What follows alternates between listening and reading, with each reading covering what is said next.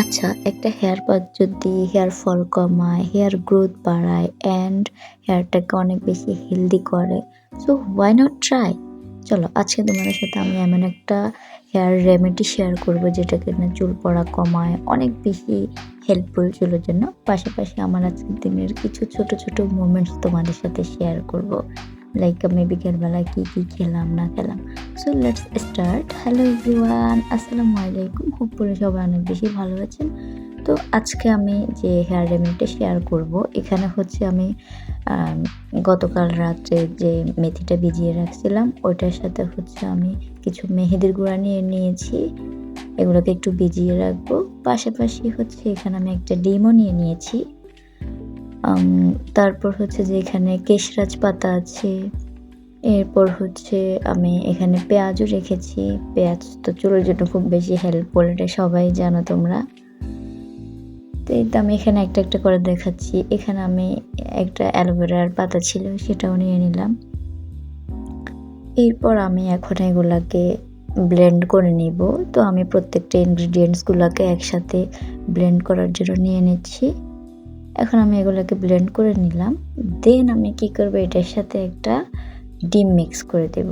আমি প্রায় এটা ট্রাই করি যখন আমি বাসায় হেয়ার প্যাক বানাই, তখন আমি একটা ডিম মিক্স করে নিই, এতে চুল একটু সিল্কি হয়। তো এই তো আমি ব্লেন্ড করে নিলাম, রেডি। এখন আমি এটার সাথে কিছু জিনিস অ্যাড করব। এটাকে এখন আমি ভাগ করে ফেলবো, কারণ এটা আমার জন্য হেয়ারের জন্য বেশি হয়ে যাবে। তো আমরা দুজন মিলে এটা শেয়ার করে দিব। তো আমি 2টা বাটিতে নিয়ে নিলাম। এখানে হচ্ছে আমি ক্যাপ দিব। ক্যাপ বাসায় ছিল তাই আমি অ্যাড করেছি, আপনারা চাইলে এটা স্কিপ করতে পারেন। তো আর এই যে এখানে অলিভ অয়েল, এটা তো মাস্ট, এটা আমি সবসময় দেওয়ার ট্রাই করি। এটা চুলকে অনেক বেশি স্মুথ করে, যেটা আমার কাছে খুব ভাল লাগে। তো এই তো এটা দেওয়ার পর এটাকে মিক্স করে নেব। দেন টেনটেনা রেডি আমার হেয়ার প্যাক।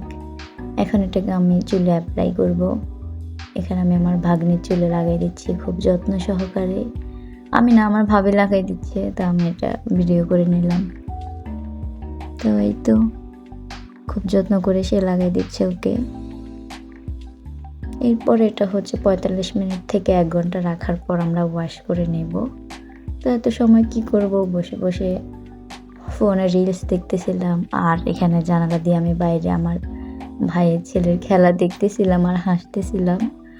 ও এতবার ট্রাই করার পরও একটা বারও সে ঠিক মতো মারতে পারলো না। তো এগুলো নিয়ে আমি হাসতেছিলাম। ও আমাকে দেখে গেছে, পরে ও লজ্জা পাইছে, হাসতেছে। তো এর মাঝে আর কোনো ক্লিপ নেওয়া হয় নাই। দুপুরবেলা খাওয়া দাওয়ার পরে দেখলাম যে আমার ভাবি একটা ড্রেস কাটিং করতেছে আমার ভাগ্নির জন্য। তো ভাবলাম একটু ক্যাপচার করি।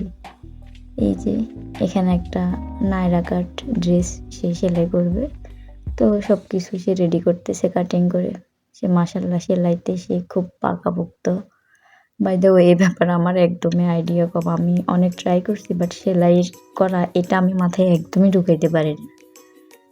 তো এই যে ও খুব সুন্দর করে এগুলো সেলাই করতেছে, আমি দেখলাম বসে বসে আর ভিডিও করলাম, একটু আপনাদের সাথে শেয়ার করলাম আর কি।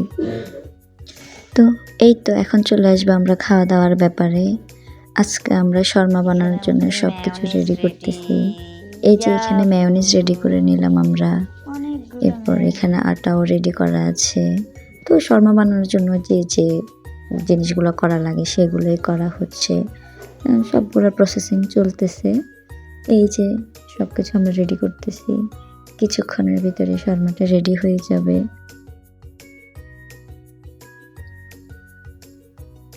এই যে ফাইনালি শর্মাটা রেডি।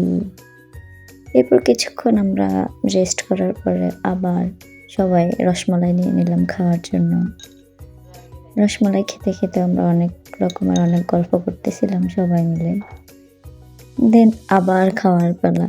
এরপর আমরা আবার দোকান থেকে কিছু চিপস, ডাল ভাজা, মটর ভাজা এগুলো নিয়ে আসলাম খাওয়ার জন্য।